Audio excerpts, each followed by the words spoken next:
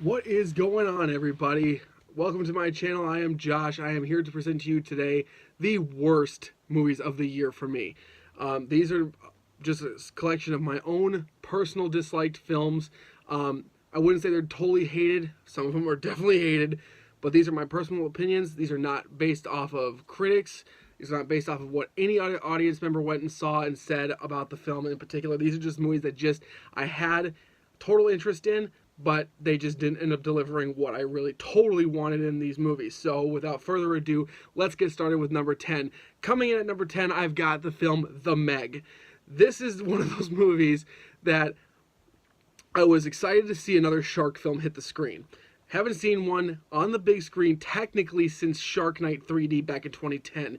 In that movie, if you've seen it, you know it's a cheeseball flick. Shark movies, they're not meant to be taken seriously. If you take movies like The Meg seriously, if you take people like Jason Statham as a marine biologist or whatever he's supposed to be, and you make him out to be this serious dude, like I believe Jason Statham could be this guy, you need to seek professional help. No joke. This movie was, like I said, it was not made to be taken seriously like Jaws. It's a total cornball film. It's meant to be pure entertainment purpose. That's it. That's all there is to it. It wasn't what I hoped it would be. There were some parts of the film I actually enjoyed, but for the most part, there's more negatives than there is to say about this film than there is positive. So that's why The Meg is definitely at the lowest on this list. Coming in at number 9. This is a movie I had a lot of hope for, and it didn't live up to the way I was hoping it would, and that film is Super Troopers 2. Bummer. I wish I could have said I love this movie. I don't. I've only watched it twice, and even the second time, the first time I saw it, obviously was the first time I saw it, and that was when I bought it on Blu-ray. I saw it again, and I was just like, this movie it doesn't hit the way the first one did. The first one's a classic. It's a comedy classic. It's one of my favorite Broken Lizard movies. It just didn't land. None of the humor landed for me. Some of it was, but a lot of it was rehashed humor from the first, recycled humor from the first movie. They just revamped it a little bit. It's like basically just giving the fans what they wanted, but at the same time, they're just rehashing old jokes. It didn't land with me very well. So, I just can't, I can't fully recommend the second one unless you're completely high, So that's where, Super Troopers 2 lands on my worst of the year list.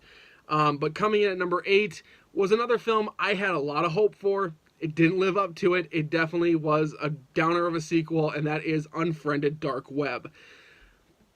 I am very curious about the way the dark web is portrayed, or I would like to see more films about the dark web, because to me that's a very interesting subject. You don't see in movies. You only see them in documentaries, sure, about the Silk Road, all that kind of stuff, but I want to see the darker aspects in a film. This movie didn't explore it. They had a bunch of disposable throwaway characters that you didn't give a crap about, and some of the deaths weren't all that great. The first Unfriended had a lot better deaths. It was a lot more intriguing. I had more interest in those characters than I did in any of the ones in this one, and none of them were likable. They were just, like I said, they were disposable. So, with that being said, I just don't fully recommend Unfriended Dark Web. It's a totally easily forgettable film. But it wasn't the worst. I definitely wouldn't put it as the worst movie of the year by far. But I will go into number 7 with ease, because this is a movie I really, really wanted to like, and it is just too hard to follow, and that film is You Were Never Really Here. This was like the Taxi Driver for Joaquin Phoenix. This was the type of movie that almost felt like Drive to a degree. It felt like that Ryan Gosling flick. it's such a hard film to follow. I can't really give you a synopsis of what this film is about. It's just one of those movies that it's like it has so much potential, but I think because it's based on a novel, you need to read the novel, then see the film to be able to judge it. I never read the book, didn't even know the book existed until I heard of the movie. So, sorry, I'm a huge Joaquin Phoenix fan, but this just didn't land for me. So with that being said as well, I'm going to move into my number 6, which is the Jennifer Lawrence film Red Sparrow. Another film that's had a very convoluted plot, didn't make a ton of sense. It was a very psychosexually charged thriller, spy thriller. She plays a character named Dominique. She's a ballerina who ends up becoming a spy for the Russian government or whatever. Besides the fact that the film had tons of sexuality in it, and you saw a bit of Jennifer Lawrence that you don't see in most of her films, that's really all it had going for it. It didn't have enough weight to it to keep me interested enough to see where the plot was going to develop. So I just and I got bored. I found myself doing other things, messing around on my phone, writing down notes. I was just like, I'm never going to even talk about these things if I even review this movie. So it's like, it's one of those movies that's like I had hope for because I love any film she does. She's great in virtually every movie she's ever made. This one just... it sucked, and it sucks to say because I'm a fan of the director as well, who directed the previous 3 Hunger Games films, which I very, very much enjoyed. So I was looking forward to this. Well, yeah, get let down at some point, I suppose, so screw it. But coming in at number 5, or did I say? Yeah. Coming in at number 5 would be Pacific Rim Uprising. Now, I'm sure a lot of us can agree Pacific Rim wasn't the most amazing kaiju robot hybrid film we've all been waiting for. It was fun. The fact that it was a Guillermo del Toro film, the fact that it had a lot of people you knew from Sons of Anarchy, Sunny in Philadelphia, there was a lot of positives to that movie, and it was fun. It was a cheesy, fun action movie. Uprising didn't do anything. It didn't do anything new. It made no sense, and it was just like the worst plot idea for a sequel just to get the sequel made. They didn't take time to develop anything. They just said, here's the sequel. We know none of you asked for it, but here it is anyway, so let's just hope it makes its budget back at least, which I don't even think it really totally made its budget back. It had some good action moments, but a lot of it was really not that well developed. I didn't care for the CGI. A lot of the battles, they took place during the day, whereas the first one took place at night. So that was the only thing that they changed up that made it, I guess, a little bit more interesting. But other than that, it didn't have a cohesive plot line that you could get behind. Everything was just kind of like just thrown in there for the sake of being thrown in there, and I could care less. So I wanted to like it, but it's a sequel. It's got sequelitis written all over it, so whatever. But then coming in at number 4 is The Rock Crap Fest Rampage. I played the video game when I was a kid. I actually liked the video game. The movie, it's a 90s cartoon. This movie's a 90s cartoon. The villains in this movie are cartoon characters, and it's just, you're trying to balance out cartoon stupid humor with trying to be a believable action movie, and it didn't mix well. It was all over the map, and when the creatures got in on it, started destroying cities, I wasn't all that invested. I didn't care for The Rock's character. This is actually one of those movies where I was just like, I bet it's good, but I bet it also sucks at the same time. I bet it's a 50-50 toss-up. It could either be great or it could really suck. It sucked. So, sorry for those of you who really were hoping to see Rampage. If you haven't seen it already, I just saved you the time. Love me for it. But then coming in at number 3 is The Nun.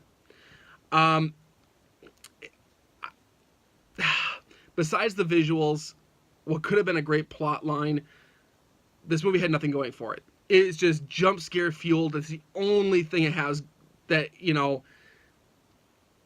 I wouldn't even say that that's even going for it. It's just filled with jump scares, and I don't understand why films today feel like they need to be littered with them, because That's not what fans are hungry for, especially if you're a horror fan. This movie you're gonna get pissed, and there's no doubt in my mind this movie's gonna make you walk out feeling like you have a massive migraine.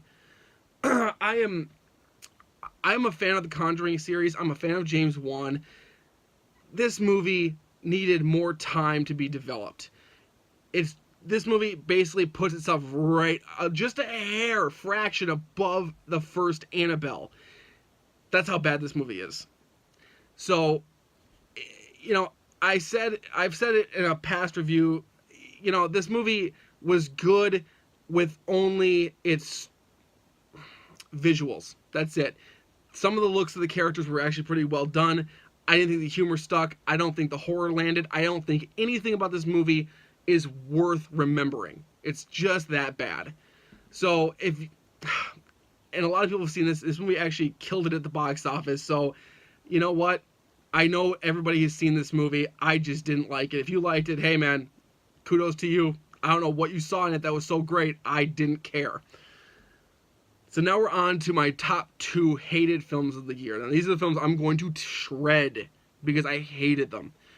And coming in at number 2, this is a movie I actually really wanted to like because it was a return for Johnny Knoxville. If you can't guess what movie I'm talking about, that's right. It's the total we forgot this movie existed action point. Need I say more? It's about a guy who runs the world's crappiest amusement park, and he's got to find ways of making it original and making it fun. And it's basically an old man telling the story of when he was younger of how this happened, and you don't care. None of the stunt work was funny. I didn't find myself really laughing. I actually forced myself to laugh at certain points of this movie because I felt bad. I felt like, man, they're trying, but it's not funny. It's sad. It's really sad. I was hoping for Jackass level funny, and it just, not an ounce of it was funny. I found Bad Grandpa to be a lot funnier than this, and that movie, I'm 50-50 mixed bag on it. I spent $15 on Blu-ray for this movie when it came out. That's the biggest waste of my money that I spent this year on any movie. So it actually graces my shelf, and I say that with so much sadness. So I want pity for the fact that I even paid for this movie. And now I'm telling you, save your money. Don't bother. Don't even Redbox it. Don't even stream it. There's no reason for this movie to exist. Okay, now that I got number 2 out of the way, let's do number 1. Let's talk about the biggest garbage film of the year. And that movie is none other than The Slender Man. Yes, this is a movie I had to convince myself to stay in the theater for. Me and my sister went and saw this movie. I hate this movie. It has no reason, no point other than to capitalize on a tragedy that happened a couple of years back when 2 girls took their friend out in the woods and nearly killed her to appease the Slender Man. This movie, we've had documentaries, we've had short films, we've had video games, that stuff is fine. But when you are trying to make a horror film and you bog it down to a PG-13 rating and you don't even see him, and when you do, the pixelation is so bad, you can't even tell it's him. It's so bad. Everything is so pitch black dark. I thought Godzilla, the 2014 film, I thought that was hard to watch at all because it's such a dark film. I watched Slender Man on the big screen in a completely pitch black room, and you still couldn't see anything. That to me, and not to mention the fact too that I heard the studio didn't even finish the film. They just wanted to get it out there before kids went back to school. That says it all.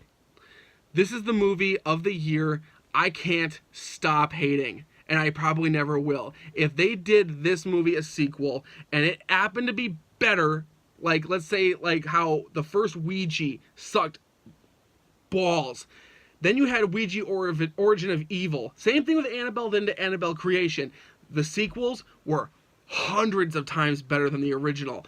If Slender Man somehow got a sequel, and they spent time and made it rated R, it could actually be really, really good, which I got a feeling it's coming whether we want it to or not. So let's just wait for it to happen. I'm waiting for that announcement. It's gonna happen.